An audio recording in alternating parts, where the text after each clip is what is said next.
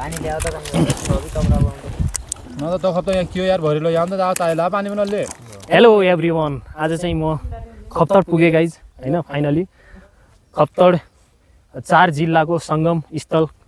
पर्यटकीय स्थल खप्तड हो करिब 9 बजे हिँडेका अहिले चाहिँ 4:30 बजिसक्यो करिब 8-9 घण्टाको हिँडाइपछि चाहिँ हामी खप्तड पुगेका छौं अब यहाँको सिनहरु देखाउने छौं राम्रो राम्रो यहाँ देख्न सक्नुहुन्छ हैन यो सिन करिब 1.5-2 घण्टाको बाटो होला खप्तड पुग्नलाई त्यहाँसम्म चाहिँ गाडी आउँदो रहेछ हैन हामी चाहिँ अहिले यात्रामा छौं गाइज हैन यसरी जानुपर्छ खप्तडको टुरमा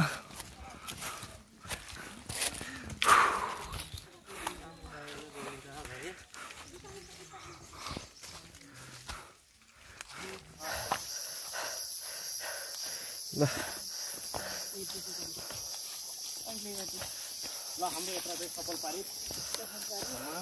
खप्तडबाट भाइले टाढै पुग्यो ल हामीले चाहिँ यस्तो हर ठाउँमा पूजा गर्नुपर्ने हुन्छ पानी मिलाउनु दियो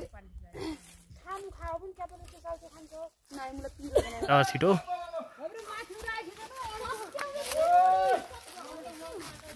यो चाहिँ हाम्रो सप्पी बिपिङ गौडीमा चाहिँ हामी पुग्यौं गाइज यस्तो हुन्छ यहाँको उकालो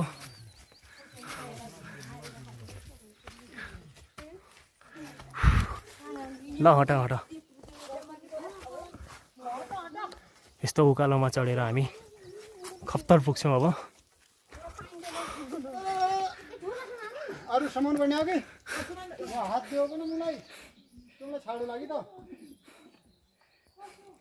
न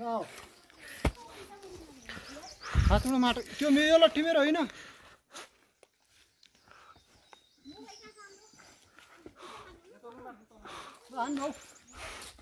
आयो दाजु भिडियो आयो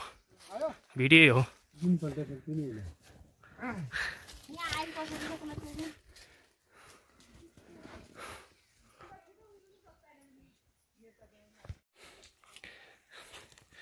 यस्तो डेन्जर ठाउँ छ यो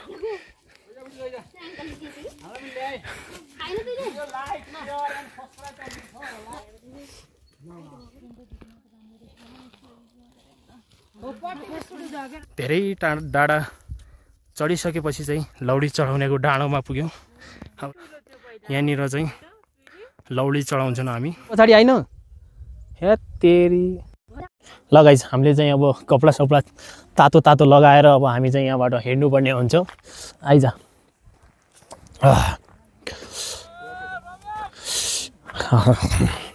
चल ल हामी चाहिँ यो पाटन देख्न सक्नुहुन्छ तपाईहरु यति रमाइलो पाटन छ हैन अब यहाँनिर चाहिँ हामी लौडी चढाउँछौं ल हामीले चाहिँ यसरी यो बाँसको लौडी भगवानलाई चढाउनु पर्ने हुन्छ लट्ठी चढाउने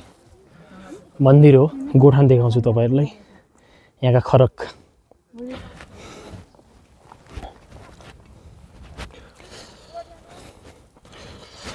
यति चिसो छ यो चाहिँ मेला लाग्ने ठाउँ मेला भएर यहाँ चाहिँ यो त्रिवेणी नदीमा नुहाउनु पर्छ है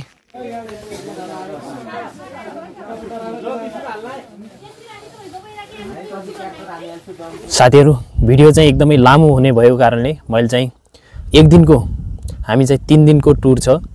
3 दिनको टुरको भिडियो तपाईहरुलाई अलग अलग पार्ट गरेर